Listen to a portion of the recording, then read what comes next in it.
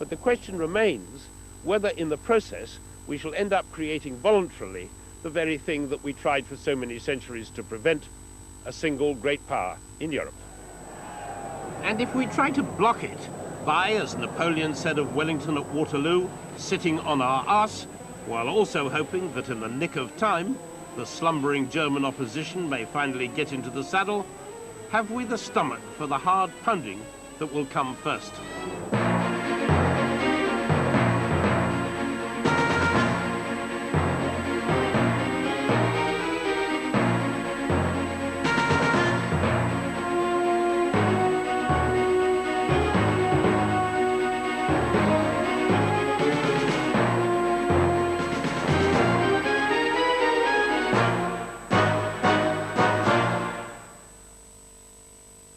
I'm a writer. I put words into other people's mouths, and at the moment, it's all coming true in front of me. A dream realised. BBC1 and Channel 4 jointly present Dennis Potter's final works. People keep trying to put words in my mouth. Stop it there. In Karaoke, Albert Finney stars as a screenwriter haunted by his own lines. I am remade to eat and drink my own thoughts. In Cold Lazarus, his story continues 400 years into the future. Come on, speak. An all-star cast. 2 thrillers. 1 man's memory. Dennis Potter's epic serial begins with Karaoke on Sunday, the 28th of April on BBC1.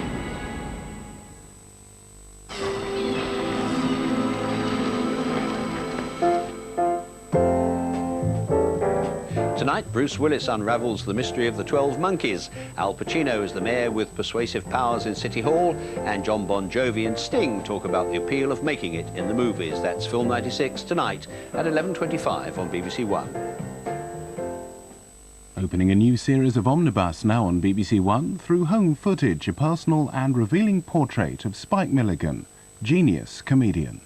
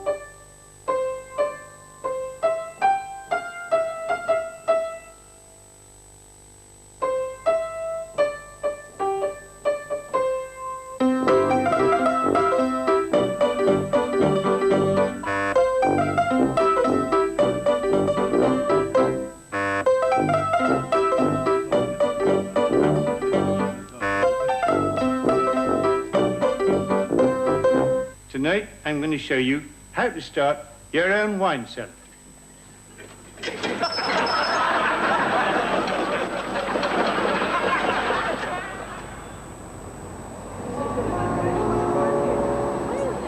Attention please, this says special announcement. Not Spike Milligan. Spike Milligan, would you please look at the arrivals point? Would Mr. Milligan please look up at the arrivals point?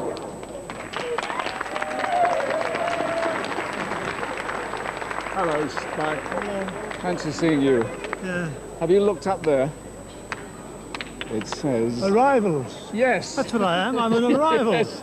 Well, the cameras aren't just here for the reunion, but because tonight, ex-bombardier Spike Milligan, this is your life. You call this a life? But you're going to do it, aren't you? Well, I've got to do it now. I need the money.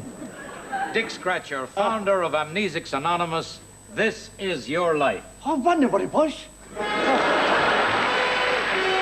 Long before the goons were invented, your story began April 16, 1918, Spike, when you were born at a place I can't pronounce. Amanaga. Thank you. India. Terence Allen Milligan, son of Warrant Officer Leo Milligan, serving in the regular army there. As a matter of fact, Spike, you come from a long line of military men. Shabash, shabash, Shivaji. Very good. India. As a boy, I watched India through fresh, empirical eyes. Inside my young khaki head, I grew not knowing any other world.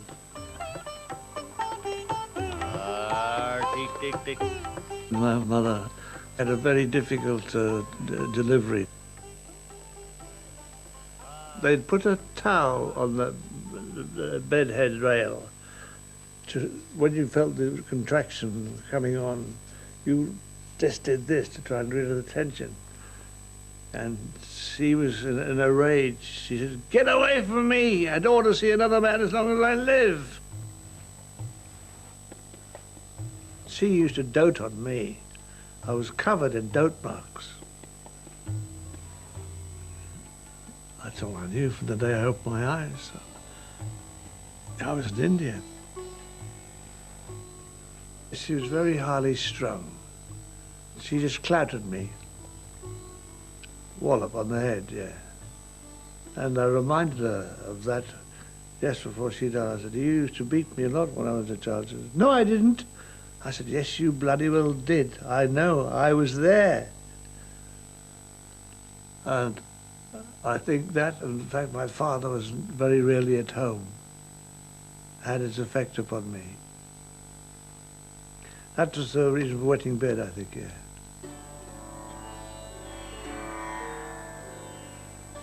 My father was a great khaki warrior. My mother was beautiful and never washed dishes. Other people did that. I was only 4. I remember they cleaned my shoes, made my bed. Idhar aao, come karo. Yet in time I found them gentler than the khaki people. They smiled in their poverty. Do you know, I seem to be happy. The photographs of me look happy. I just found a couple of 2 old ones I recently found, and I'm doing something like this, or doing something abnormal. Yes.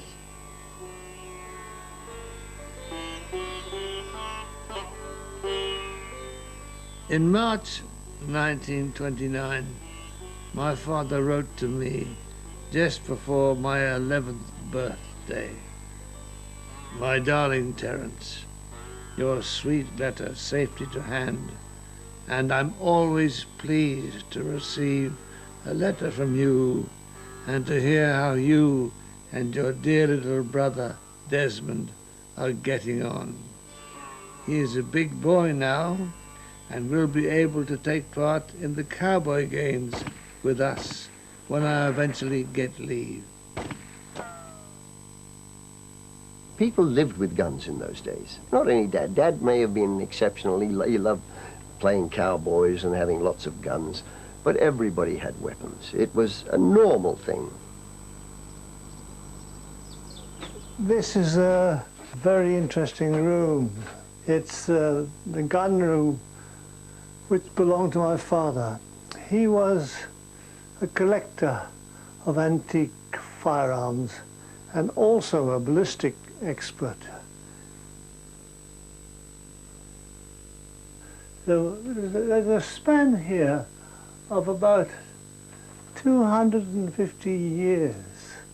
The oldest one is this one here. That is the oldest one in the collection. It's about 1780. He went to America when he was quite young and rode as a cowboy in an area called Brownsville.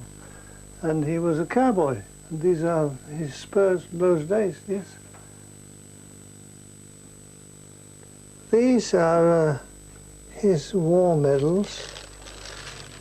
As you will see, he did quite a bit of service. Dad's contract had expired for his service in the army. Now, normally he would have just either signed on again or just gone on a temporary basis, but they said, "No, your time's expired, you are now put on the retirement lists." So, virtually, he got the boot.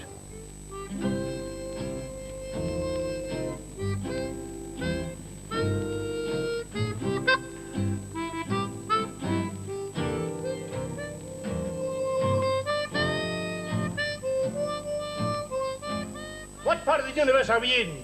Captain, it looks like Catford. Catford? It was all boring to me, all sunless. You know, no sunshine, nothing at all. No open spaces. Everything was like brick walls here, everywhere, you know. That I think it's a period in my life that I can't recollect with very good reason. Desmond, it was a culture shock for him because he had never known anything else except sunshine, and he went very quiet. Mum was well into her 30s, and suddenly found she had to do her own cooking, she had to do her own washing, her own ironing, and clean the house, and so that was an even bigger shock. But she was an extremely stoic woman.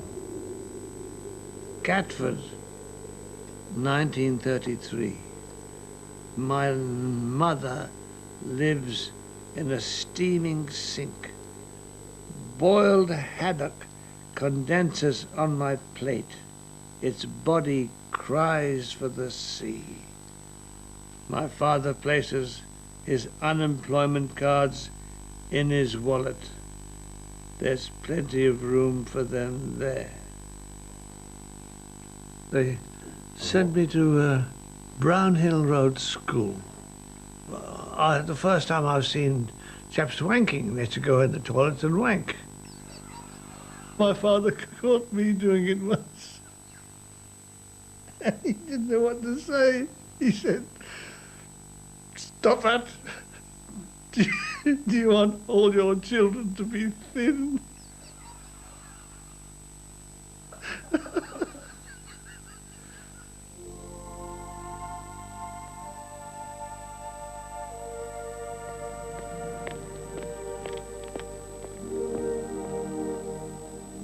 In grease-proof paper, my mother wraps my banana sandwiches. It's 5:40. 10 minutes to catch the last workman's tram. Who was the